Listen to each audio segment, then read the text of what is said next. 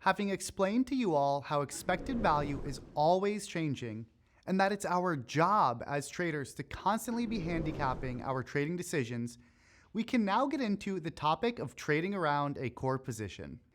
This is something that always comes up when discussing size. Do I always hold my whole position to the true stop? Do I ever scalp around a position? When might I add or take off part of the position? If you're starting to internalize how important expected value is, then you recognize that expected value is what drives the answer to all of those decisions. One advantage of trading over poker is that you are able to adjust your exposure in real time at any moment by closing part of or adding to your position. Poker players can't just take some of their chips out of the pot if they don't like the river card. Think about how huge of an advantage that is when it comes to trading. Ultimately, expected value is the driver of every one of my trading decisions, not any concept or rule. As a consequence of that, it is important to understand that even if my intention is to hold, or my rule says I should hold to a stop of, say, prior bar lows, if the pattern unfolds in a way where I estimate my expected value has gone negative or is meaningfully decreased, I will reduce or close all my exposure. Take this simple example.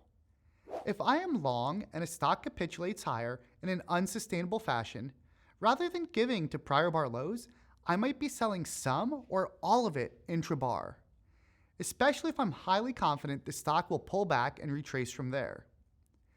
On the other end, if the pattern has set up in a way that expected value is increased, then I'll be open to adding exposure. This could be anything from a large buyer showing up to a news catalyst occurring mid-trade. Remember, there are tons of variables that can change expected value and therefore should be affecting your position sizing in real time. Here's another chart example where I might be adding more exposure. A stock is weak, holding a downtrend. We capitulate and then buy the break of prior bar highs. I also might then add size when the downtrend is broken, assuming the reward still seems sufficient and other variables are aligning. This is also where we can tie in the pendulum concept.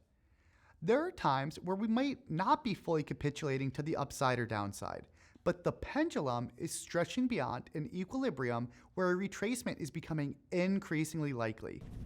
As we stretch and fall towards a bearish extreme, I might be buying more if establishing a long, or covering some if I was short into the move. On the opposite end of the spectrum, if we push into a more bullish extreme, I might be selling more of my long position or begin adding more to my short position. While the subject of a different video, that right there actually explains the basic concept of how to trade a stock trading in a channel. As another subset of situations regarding mean reversion strategies, there tend to be times where a stock nearly fully retraces in a sharp manner over a short period of time.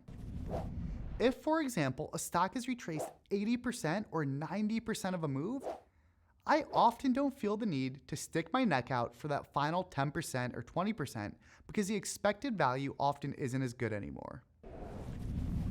As you seek to apply these concepts to your own trading, it is so important that you always view everything through the lens of expected value.